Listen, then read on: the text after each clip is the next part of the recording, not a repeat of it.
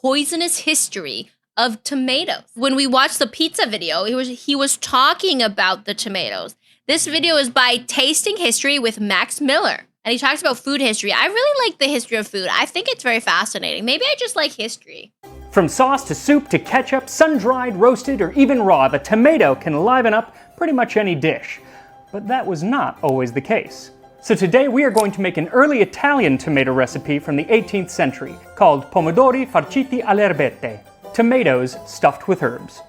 You guys like tomatoes? I feel indifferent about tomatoes. I don't like them raw at all. We'll take a look at how the once vilified tomato made its way into grocery stores around the world. This time on Tasting History.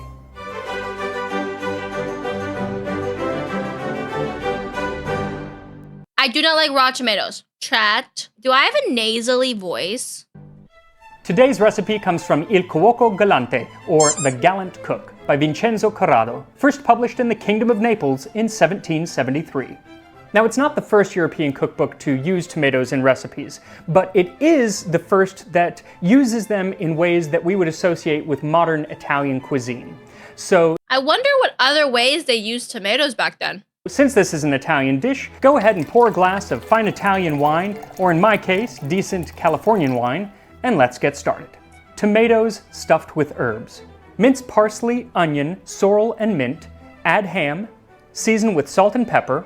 Add egg yolk and grated provatura. Stuff the mixture into the It's basically a pork meatball stuffed tomato. Tomatoes, fry them, and serve them with ham broth.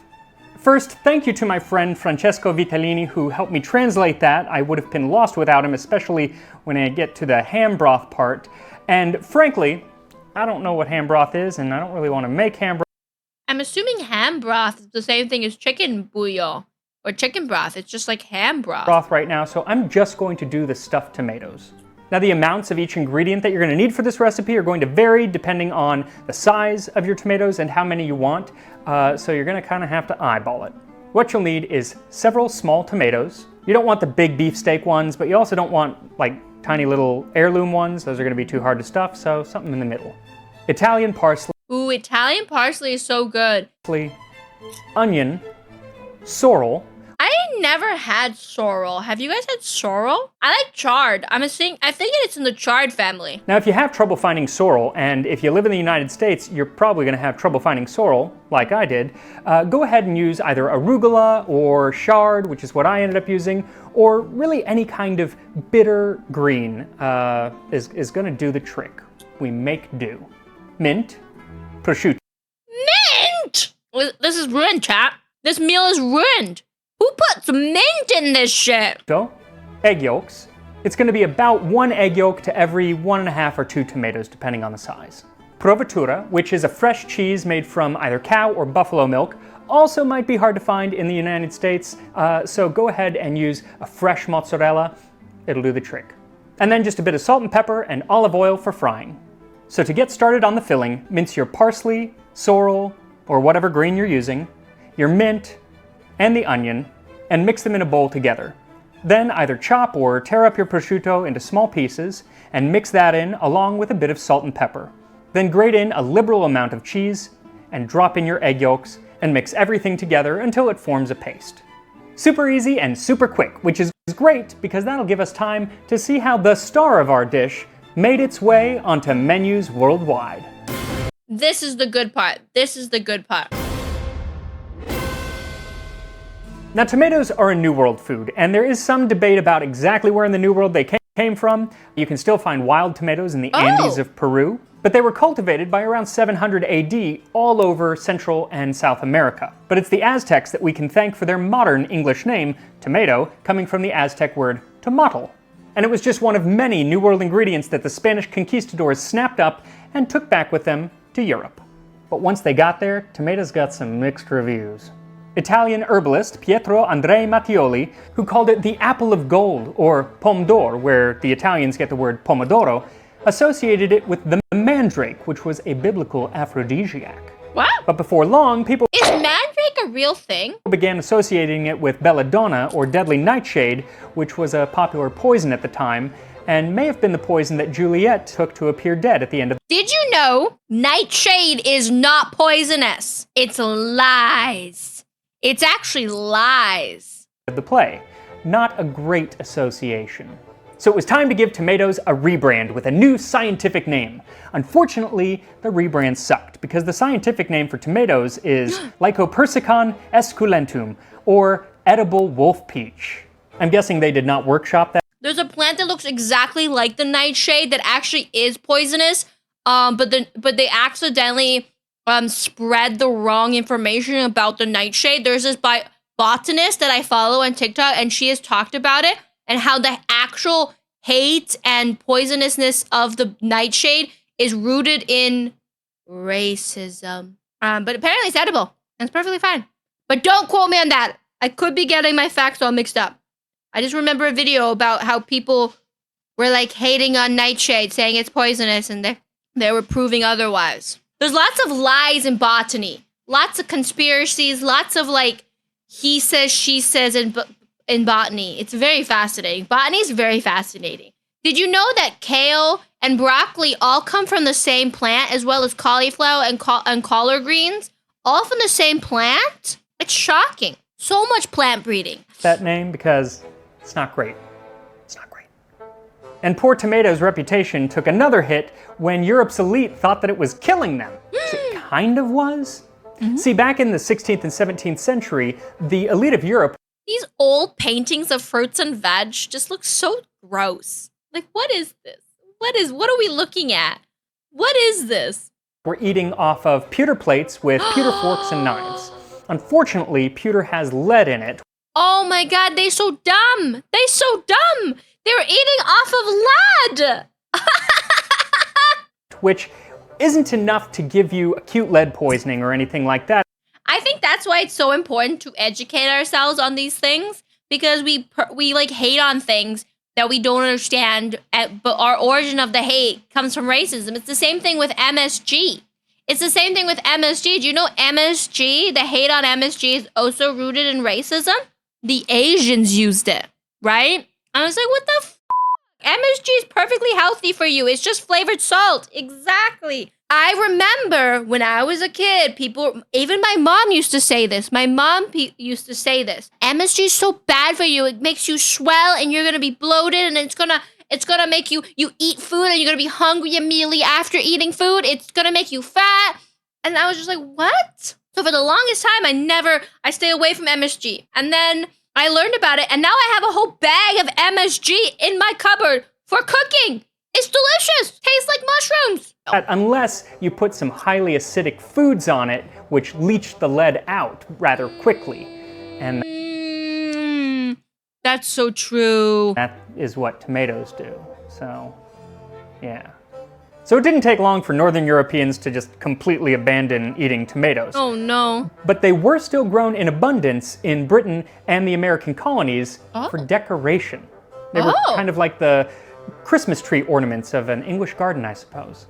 But in Southern Europe, they must have looked around and seen the poorer people eating them not on pewter plates, and they weren't dying, so they thought, maybe we'll give these things another shot. And by the end of the 18th century, they were all the rage in Italian cooking. And it must have been one of the descendants of those Italian cooks who finally brought eating the tomato to America. Though it took quite some time, which I've always thought was weird because just down the way in Mexico, they were eating them this entire time and like nobody in America noticed. This is what I think. I think this goes back down to racism again. Well, the Mexicans are eating tomatoes. Well, we don't want to eat what the Mexicans eat. So it wasn't until white people came over and were like, look, we eat tomatoes, that the Americans were like, oh, it's safe for white people. Like, my mom was really into like healthy living, healthy foods, healthy lifestyles. So I always heard all those like conspiracy things like fat will make you fat, don't eat after 3 p.m., all those stuff. I guess they were busy with smallpox and stuff. Anyway, in his book, The Tomato in America, Andrew Smith talks about the shabby reputation this future Bloody Mary ingredient had in the United States. I have two favorite quotes from the book where people are throwing shade on this not-so-deadly nightshade. The first comes from Pennsylvanian J.B. Garber. Hardly 2 persons in 100 on first tasting it thought they would ever be induced to taste that sour trash a second time. And as if taking Garber up on some sort of dare, S.D. Wilcox of the Florida Agriculturalist decided to make his own tomato pie, afterwards calling it an arrant humbug and deserved forthwith to be consigned to the tomb of all the Capulets. Here we are again with that Romeo and Juliet thing, see? Must have See, I agree. The sour trash, except for when it's cooked. been a fan. But then a miracle happened back in old Napoli. See, the poor of Naples had been putting tomatoes on their flatbreads for years. Then one day in the 1880s, while serving Queen Margherita of Savoy, Raffaele Esposito added in basil and mozzarella. The Queen loved it, the people loved it, everyone loved it, and finally they brought it over to America to change the face of our nation forever to one filled with pizza parlors. Pizza! So that's it. Everything's hunky-dory. Not poisonous, goes on pizza. Tomatoes are in like Flint. Almost. Ooh. See, there is still that age-old question of, is a tomato a fruit or a vegetable? Well, botanically, I know what he's gonna say, and we're gonna watch it. But it's really interesting. So because of the way things are taxed and priced, the reason they made tomatoes technically a vegetable is because the way you use it is like a vegetable, so that they don't have to pay as much taxes, I believe, on it, because fruit is taxed higher than vegetables. Because I think vegetables are more, I don't know exactly. We'll learn more. I still need to try a Chicago deep dish, but now I'm really wanting some pizza pie. speaking, it is a fruit. It is a plant's seed-bearing structure. End of debate, case closed. Not so fast, counselor. I object. Because according to the United States Supreme Court, a tomato is a vegetable. No! See, the Tariff Act of 1883 required a tax to be put on any imported vegetables, but not fruit. So when the state of New York slapped a tariff on a shipment of incoming Caribbean tomatoes destined for John Nix and Company, Mr. Nix filed a lawsuit claiming that tomatoes are a fruit, because they are. So the case went all the way up to the Supreme Court, and in 1893, after what seems like a lot of lawyers reading the definitions of fruits and vegetables from varying... Interesting. It's actually the opposite of what I thought. Fruit has less taxes, and so, that's so interesting. I thought it was the opposite, but that makes sense. Vegetables are a culinary term, 100%. dictionaries, Justice Horace Gray wrote an opinion stating, "Botanically speaking, tomatoes are the fruit of a vine, just as are cucumbers, squashes, beans, and peas. But in the common language of the people, whether sellers or consumers of provisions, all these are vegetables." But lucky for us, the pizza parlors of America were not deterred, just as I will not be deterred from making the rest of this recipe. So now that your filling is ready, go ahead and cut the tops off of your tomatoes and scoop out the inside with... See, I don't like the inside of the tomato, so, I might like this. Maybe the tomato doesn't like me, that's true. with a spoon. Then go ahead and stuff the tomatoes as full as you can. Now the recipe says to fry these, and I'm going to do that, but they do have raw egg in them, so I also ended up putting them into the oven for just a few minutes, about 10 minutes, because the center was not getting to the temperature that you need to cook egg. So if you're worried about raw egg, go ahead and turn your oven on to 350 Fahrenheit or 175 Celsius. Then take out a frying pan and pour some olive oil in it, and turn it on to medium heat. Once the oil is nice and hot, set the stuffed tomatoes into the oil and let them cook for about 2 minutes, which will let them get some char on the bottom. Then flip them over and cook the tops for 2 or 3 minutes as well. At this point, you're going to put that whole pan into the oven for about 10 to 12 minutes, but if you want, you can do like I did and add a little extra cheese on top, because why not? After about 10 minutes in the oven, pull them out, plate them up, and I just feel like the texture on this thing wouldn't be good. You know what I mean? go ahead and serve. Et voila! Though that's French, I don't know what, and here it is in Italian. Anyway, here are our tomatoes. They are gorgeous, and they smell so good. There's a little sweetness to the scent, but then you can also smell the herbs, which is really nice. I feel like that would be good on toast. And a little char, which I like.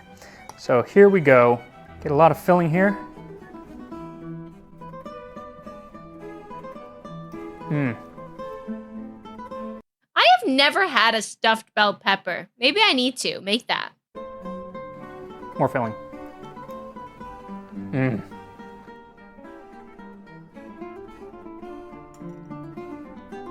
That is wonderful. Oh, it's perfect for summer. The ham actually really comes through, that kind of that salty ham flavor. The umami. But then the herbs are really what you're tasting. The tomato, of course, you're tasting as well, but because we scooped out the inside, it's not as overpowering of a tomato flavor unless you're getting a really big bite of the outside. But oh, they are lovely and I love not that herbs. hard. I think if you're making like a heavy pasta dish or something and looking for a lighter appetizer, this is the way to go.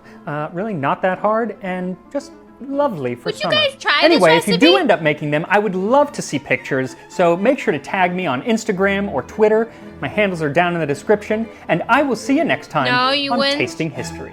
You would make stuffed tomatoes? It's not that much work. You make the filling, and you stuff it into a tomato, and then you bake. You don't even have to fry it. You could just bake it, to be honest. Yeah.